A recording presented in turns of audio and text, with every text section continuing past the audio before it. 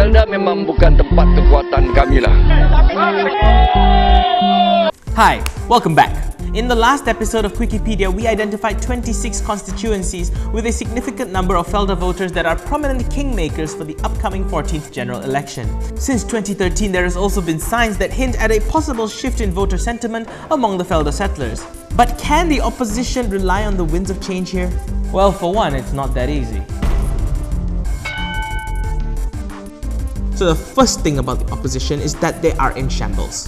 Sure, we've got Pakatan Harapan, which consists of PKR, DAP and Amanah, and then we've got PAS, who decided they want to make their own opposition coalition with Black... I take that back, bad joke. PAS and Ikatan have their own bloc, and then we have PPBM, a party that's founded on racial lines that somehow wants to be the peacemaker here. In order to take full advantage of the voter swing, there also needs to be straight fights in the elections. From the Invoke survey I mentioned earlier, they discovered that should there be a three-cornered fight, it is certain that Barisan Nasional will win the said seat. Thus, it has to be one-on-one to fight the Barisan Nasional, which Invoke finds could grant the opposition a victory with a 4% majority. Anything else will either result in split votes or worse, a default. But let's be frank here, it's hard to imagine Pakatan Harapan, PAS and Bersatu coming to consensus over this because, well, let's all admit it, it's hard to get into the mind of PAS. What are they thinking and what is their endgame for GE14? Now, PAS seems to be quite close to the Barisan Nasional, so is toppling the BN government a priority for them? Now that they have burned their bridges with their splinter party Amanah and also the DAP, it's even harder to read what's going on in their heads. And even if the opposition knocks it down to all straight fights all over the nation, the opposition still has another problem, and that's the stigma that follows the DAP, especially when they set foot in the rural Malay constituencies. Mahathir is partly to blame for this. The problem has not seen any signs of improvement, especially since PAS burned their bridges with them and they've been openly trash-talking each other. The dark clouds hanging above the DAP can be seen clearly in the outcome of the 13th general elections in the constituency of Pelangai. If you don't know where that is, it's a town in Bentong, Pahang. Look it up. Settlers, just like all voters, have to vote for both a parliamentarian as well as a state assembly person.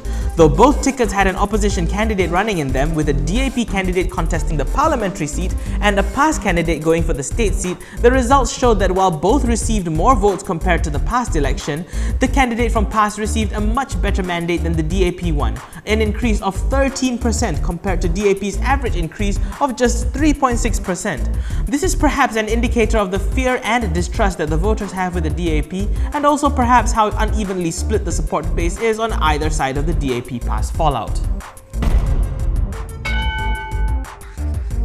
When you take a step back, you would think that after drawing the short straw 13 times in a row, the opposition would just have tapped out.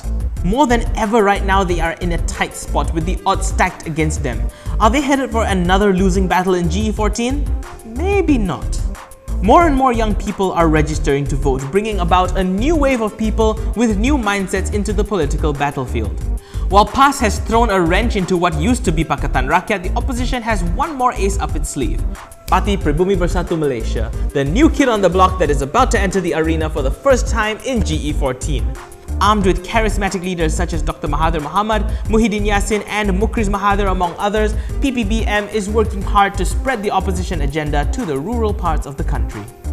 They are also the last line of communication between Pakatan Harapan and PAS. So perhaps now you understand why you see former arch-rivals Lim Kit Siang and Dr. Mahathir Mohamad, who used to stare each other down as the leader of the opposition and the government respectively, sit on the same stage.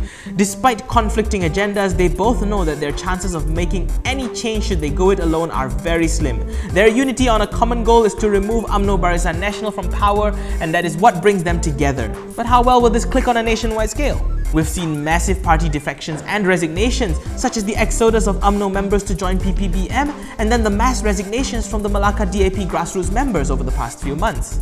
Will there be more changes to come? It's worth keeping an eye out. Seat negotiations will soon kick into full gear, and the results are anyone's guess. It's going to be a long road to GE14 for the opposition, but who knows where the road will take us? New players, new battles, new alliances, and perhaps new surprises may await us on the journey. It's like Blizzard releasing Warcraft 4, or an unexpected bonus season of Game of Thrones. This episode of Quickiepedia may end here, but this saga is far from over. Till next time, I'm Daniel Anthony for KiniTV. Thanks for watching.